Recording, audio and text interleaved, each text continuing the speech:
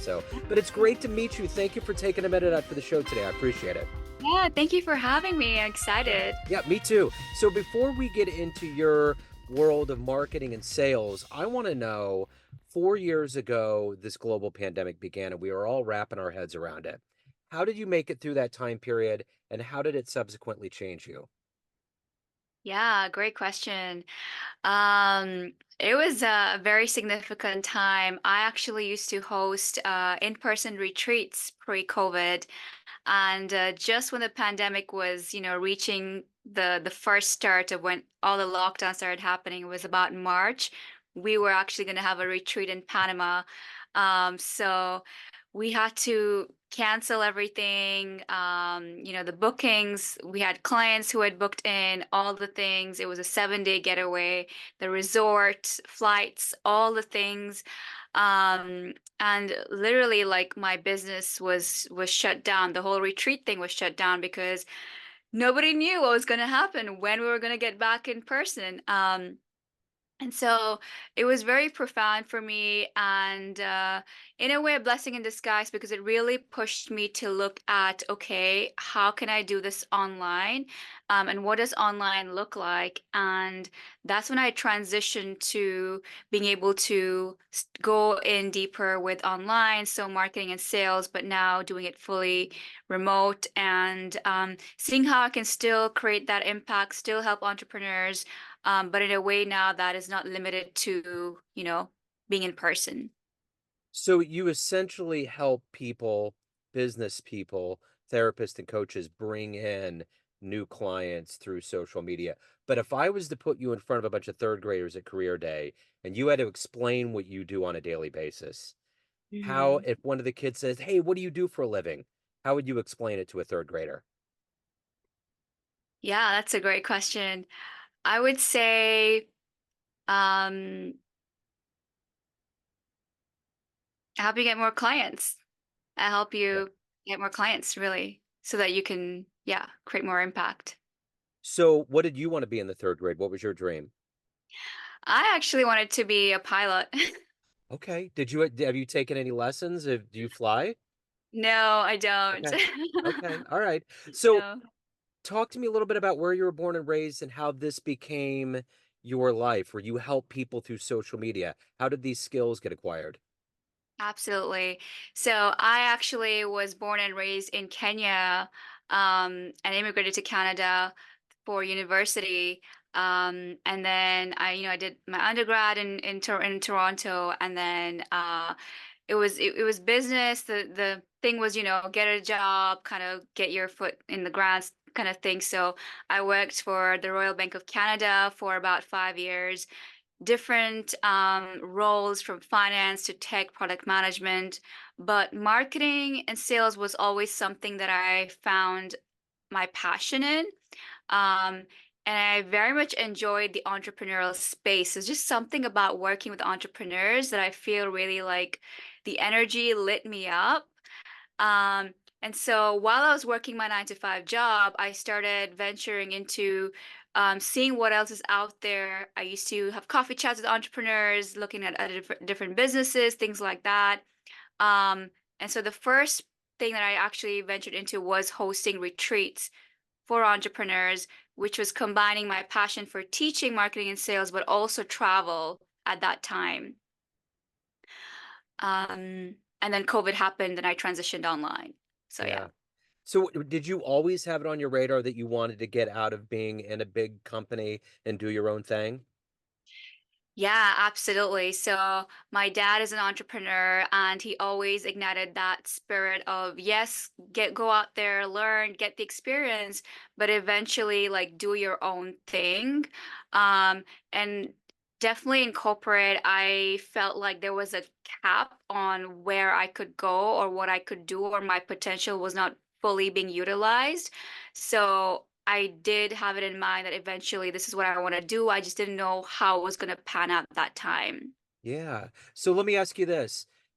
How do you keep up with all these evolving trends? I mean, social media is something that changes all the time. Is there continual education? How do you keep up to stay on the cutting edge for your clients, like with AI and new advents? How do you do that? Absolutely. So I have invested a lot in my business and in learning all the social media stuff.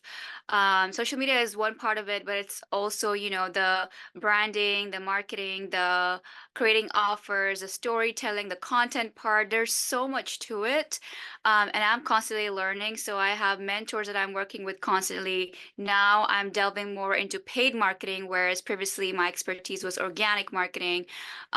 So it's a continuous learning process, but it's really knowing a specific strategy that has worked and will continue to work despite the trends, and having that as the ground or the foundation is what I teach all my clients first.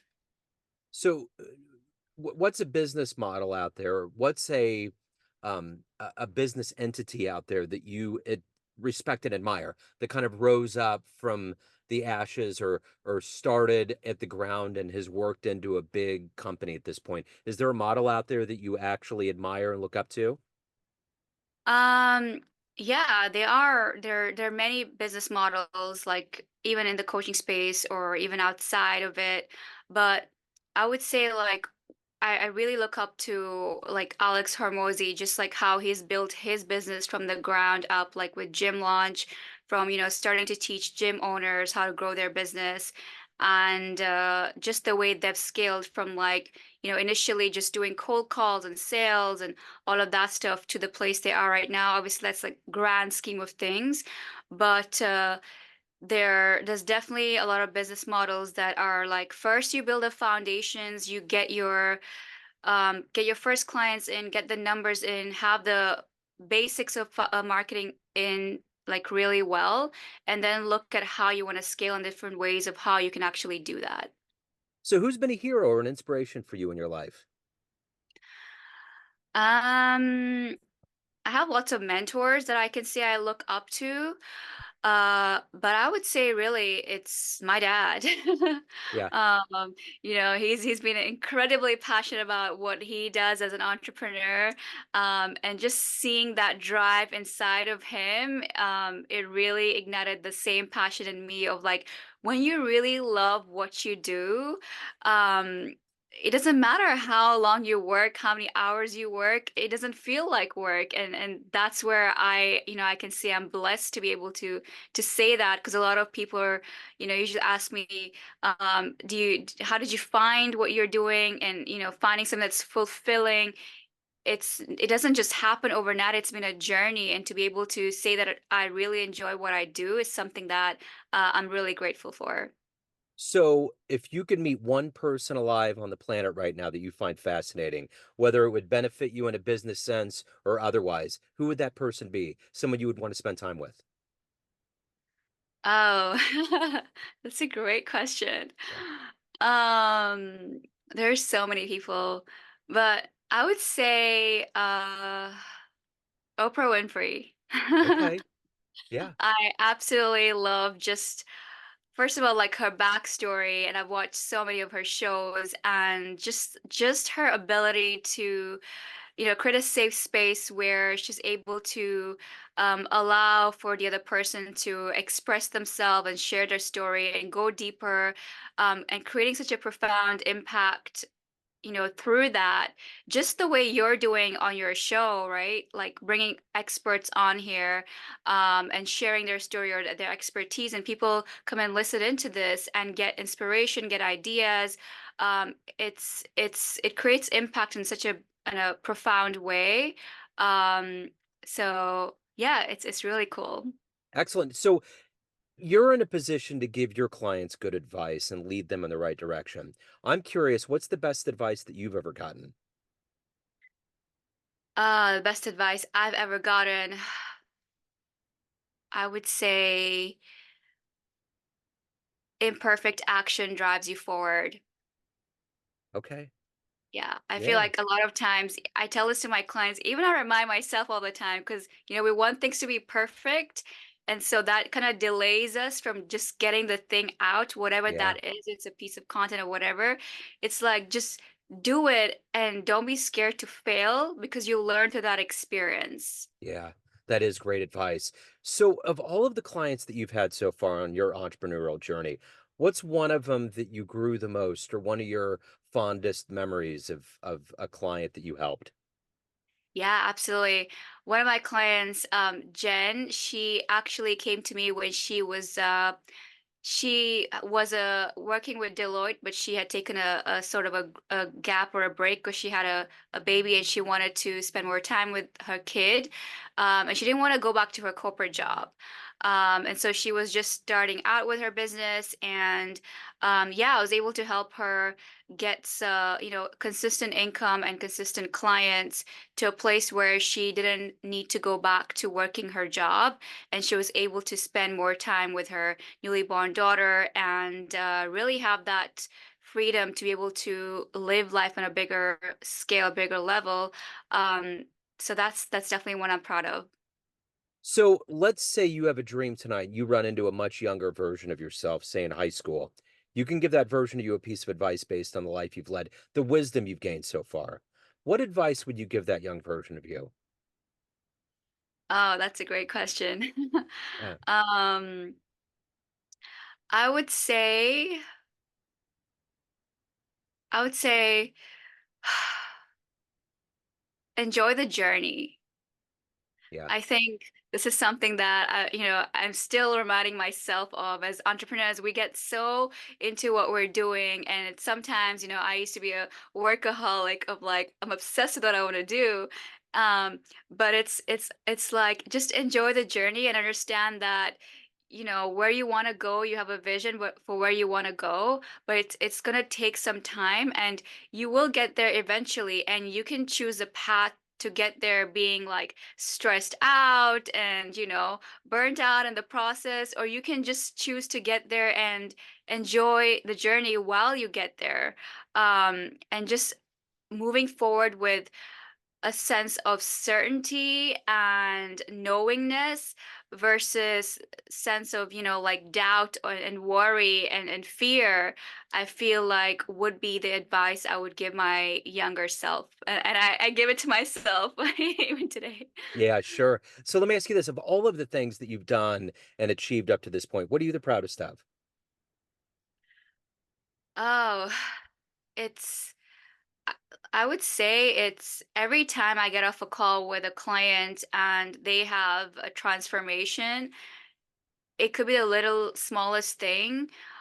Like that for me is like a proud moment because it's like, oh my God, just being able to, that's what fulfills me, is being able to see them go from X to Y, whether it's like, oh my God, I did the live that I was so scared to, or oh my God, I got my first client, whatever that is.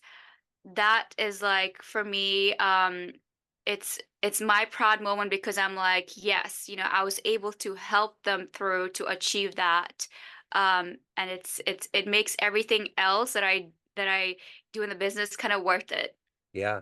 So let me ask you this. You know, at this point, if you look 10 years down the line, where do you see yourself as an entrepreneur? Where do you see this growing to? Yeah, absolutely. I really want to be able to scale this to a level where I'm impacting, more women to be able to help them achieve that location financial freedom, because there's so many women out there who are playing small because they don't have that confidence, they don't have the financial freedom. They're, depending on, something or the other externally, whether it's a job or their partner. That's my goal, to empower as many women to be financially free and to create a sense of community and be able to have the retreats again and host them on a bigger scale, a bigger level, to create a place whereby people can come together and exchange ideas and leverage each other to grow on a bigger scale. So say we get off this call, time machine pulls up in front of your house. You can go back in time and see one event in human history, or you can go into the future and see what's going on. Where are you going to go? What do you want to see? Oh, you got some really interesting questions. Yeah. Um, I would I would want to go into the future. Okay. Yeah, because I mean I feel like the past is the past. The future is it's more exciting to me to see where especially just, with there's so much changing with technology, with how we're doing business, more entrepreneurs in the space. It's such a high energy environment. I would love to see what that would look like in the future. So at the end of the day, everyone has a perception of you, family, friends, clients, but you run the show. What's your perception of you? Who do you think you are? Mm, what do you mean? Like, Like there's just a perception we all have roles that we play with people in our lives, and everybody has this idea of who they think we are. But ultimately, you're the driving force. You're the one out there living your life. What's your idea of who you think you are? oh, okay. Well, I would say really just living my life to the fullest expression. I don't like to be, you know, put into a bucket or something or the other. I feel like um, we tend to put ourselves into this place of, oh, I'm, the parent or the girlfriend or the wife or whatever. I feel like those are all great, but it's like being able to be yourself and know the value that you bring despite of all the other things like your career or whatever, but who you are as a person when you're actually with somebody and being able to be present and bring your fullest expression to that space, um, so that when somebody is in my presence, they feel a little bit better or they leave feeling a little bit better. Yeah, great answer. So if anyone wants to hire you, reach out, learn more about what you're doing, where's the best place to go? Thank you for asking that. I would say really Facebook would be the best place to find me. If you just search my name, Zammy Mustaq, you'll be able to find my profile, and from there you can check out whatever I have going on. I usually have free challenges, masterclasses, workshops, all that good stuff. Excellent, Zammy. Thank you so much for your passion, for your story. Best of luck with everything. Thank you so much for having me on here. I appreciate it. My pleasure.